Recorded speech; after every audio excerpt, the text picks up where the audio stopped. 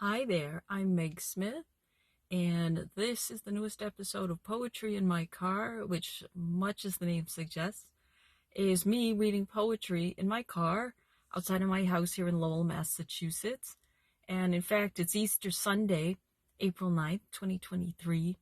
Welcome. I'd like to read to you, first of all, by way of a birthday poem, saying happy birthday to my book, Knight's Island, which is 3 years old, and a shout out to Eric Stanway of Emu Press, not only for publishing it, but really guiding the whole design and illustration of this book. So much thanks and love to you and Lisa Lawton and your family today on Easter.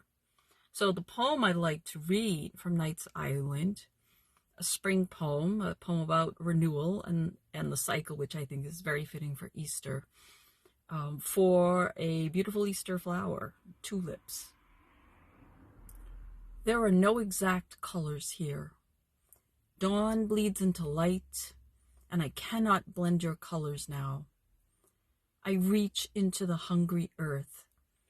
I waded through winter and opened my hands, like night open, or the severance of an afternoon. That's tulips from my book Knight's Island, which is available with my other books at megsmithwriter.com. Thank you for listening. And the next poem I like to read, because I had a very big project going on at work, I actually had to move past a few Sundays to do this episode.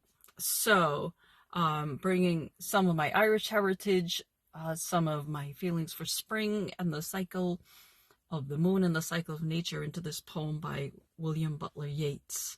It's called The Crazed Moon. Crazed through much childbearing, the moon is staggering in the sky. Moon struck by the despairing glances of her wandering eye. We grope and grope in vain for children born of her pain. Children dazed or dead, when she in all her virginal pride first trod on the mountain's head. What stir ran through the countryside, where every foot obeyed her glance? What manhood left the dance? Fly catchers of the moon, our hands are blenched, our fingers seem but slender needles of bone.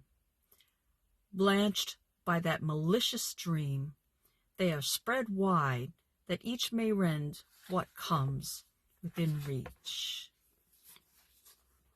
From William Butler Yeats, truly my favorite of the Irish poets. And so a shout out to all my poetic ancestors. And thanks for all your history of sacrifice and wisdom, for which I am indebted. So thank you all as ever for listening. If you would like to make a donation to help me going with all of my creative endeavors, I am at PayPal, Meg at megsmithwriter.com, and my store is at megsmithwriter.com. Thank you so much for listening, and happy Poetry Month, and hope to see you in my poetic travels.